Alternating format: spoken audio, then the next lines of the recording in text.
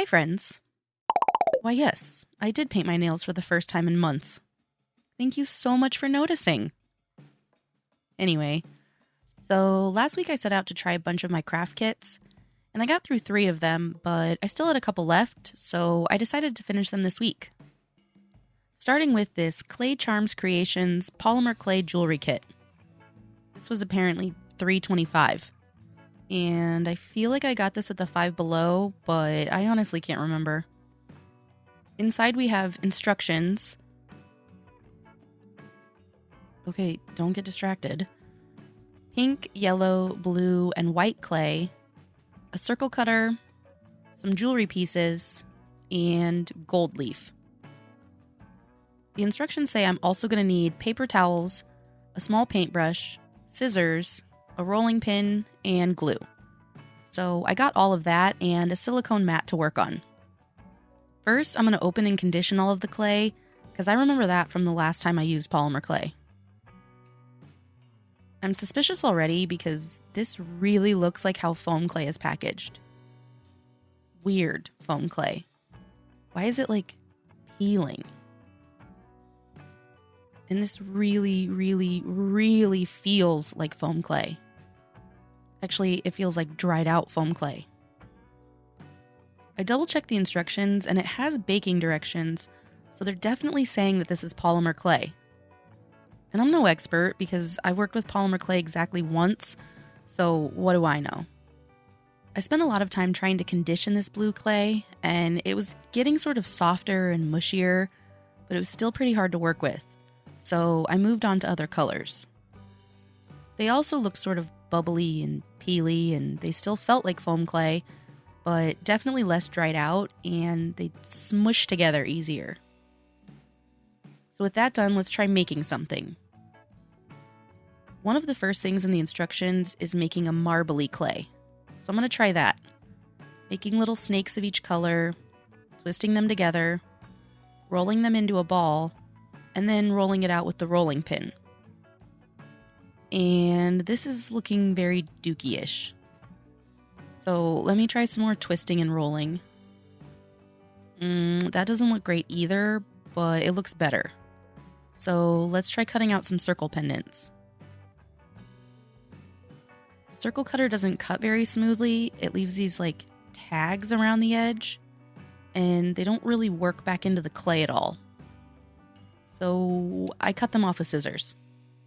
Listen, stop judging me. It worked. I tried using the circle cutter that I already had to make this sort of design that was in the instructions. And it worked well enough that I didn't have to perform cosmetic surgery. So then I used an eye pin to poke some holes. Another thing in the instructions is beads, so I tried to make a few of those. Rolling out a ball and poking a hole through it. I honestly don't have high hopes for these, so I'm not going to spend too much time making them. But I did want to try a marble without that awful blue clay to see if it works better. The marble itself does look better, so I cut out a few circles. I want to use up as much of this clay as I can, so I just kept re-rolling it out to make more circles. The marble did get less marbly and more blurry though as I kept mixing.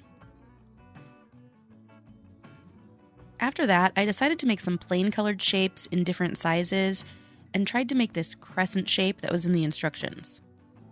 My plan is just to make some simple pendants and then fancy them up with the gold leaf. And moving everything around to use my toaster oven is kind of a pain in the butt, so I wanted to have as many ready to go as I could before baking time came. So here's what I have. They have been sitting out for a bit, but that should be fine for polymer clay. These feel sort of dry and stiff, and I can't even dent them with my nails. That is weird, and I'm super sus about these, but I'm going to try to bake them like it says at 275 degrees for 15 to 20 minutes. I checked on them after 5 minutes, and they're like blowing up. What in the world? I know they weren't that puffy before. And look at this one. What are you doing over there? Are these going to explode? I left them to finish baking while keeping a very careful eye on them. And this is what they look like fresh out of the oven. Tasty. What is happening here? After they cooled, it's official. These are a total fail. They're still hard, but they also feel hollow. And if I push hard enough, I can hear them crack. And then they just break apart.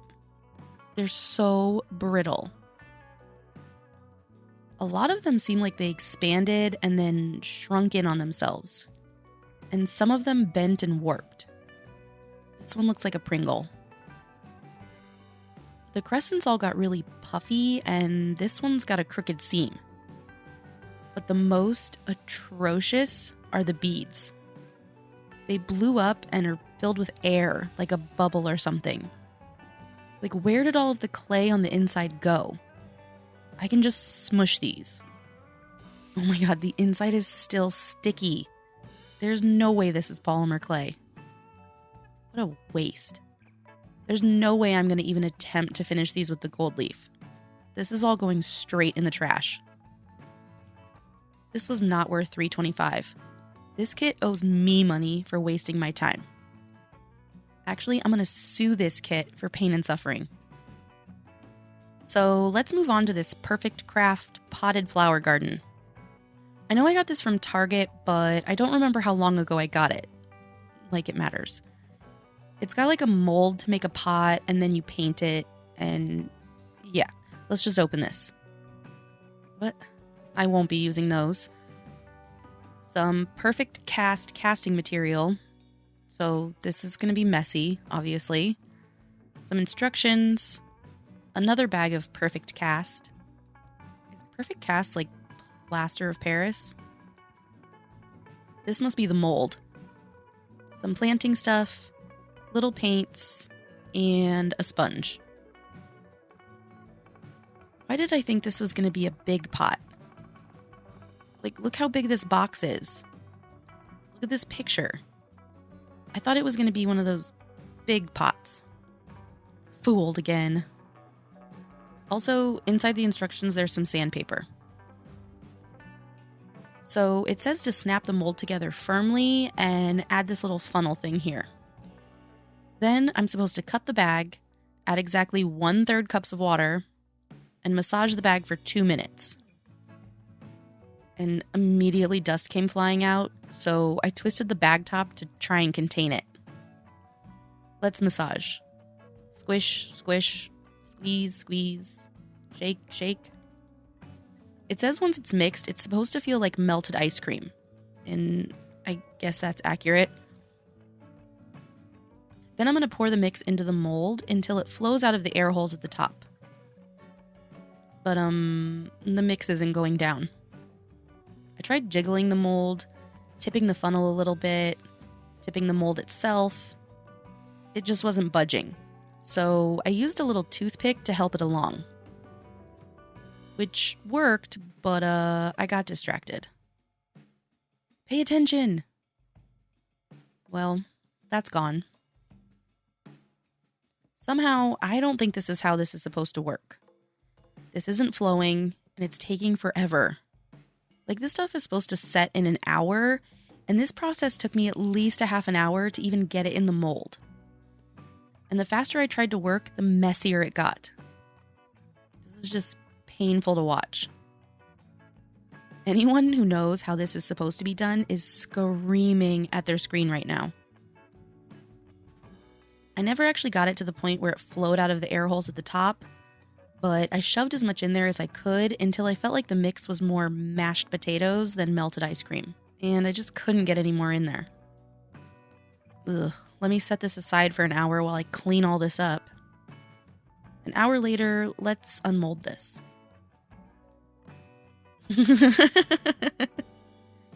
There's the toothpick. Surprisingly, the pot itself doesn't look that bad. I fully expected it to be crumbly and falling apart since it took me so long to get the mix in there. But other than the one side not filling up and this bubble on one side, it's pretty good. The kit came with 2 bags of casting material, so I'm going to try this one more time, but with a couple of tweaks. First, I added a little extra water to the mix to make it more liquidy. Squish, squish, squeeze, squeeze, shake, shake. Then I cut a hole in the bottom corner so I wouldn't have to tip the bag and the mix would flow more evenly. Then I was able to just jiggle the mold a little bit and the mix went right down. I did tip the mold a couple of times just to make sure that it was flowing all the way around. And I did eventually use a toothpick as I was getting towards the end and it wasn't flowing as fast. I don't know if it was because it was getting towards the top or if the mix was just thickening up, but I didn't have to do that for too long before the mix came right out the top like it's supposed to. That was such a better experience this time. And now it's time to unmold it. Ooh, looking good. There's this lip ridge thing that I can mostly just snap off and some bubbles at the top, but otherwise it looks really smooth. The directions say to let it sit for 24 hours before you paint it, so I left it overnight. And now I'm going to sand it to get rid of that little ridge and to even out the top. I know I'm going to have to sand it down quite a bit to get rid of those bubbles, so to make sure I wasn't making it uneven, I turned it upside down and ran the pot over the sandpaper instead. And I put down an old sheet of paper to try and contain the mess. This took a while and made a buttload of dust, but it worked pretty slick. This stuff sands down so smoothly. I'm kind of obsessed with it. I am going to use the paint that came with the kit, but I'm a little worried because look at this pink paint. That's very see-through. Luckily, when I opened the rest of them, they looked like regular acrylic. But I don't know how well this will cover, so I'm going to mix the red and white together to make sure I have enough for this bottom portion. Wow, that white did nothing. But whatevs. Now, even though this plaster stuff is insanely smooth, this paint did stick pretty well.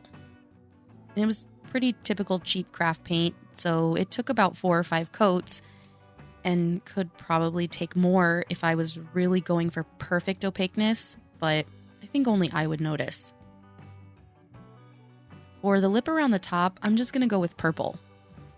I normally would go for something a little fancier or more creative, but between that clay disaster and the casting mess, plus something else that I will get to in a minute, I didn't have a ton of time left, so simple it is.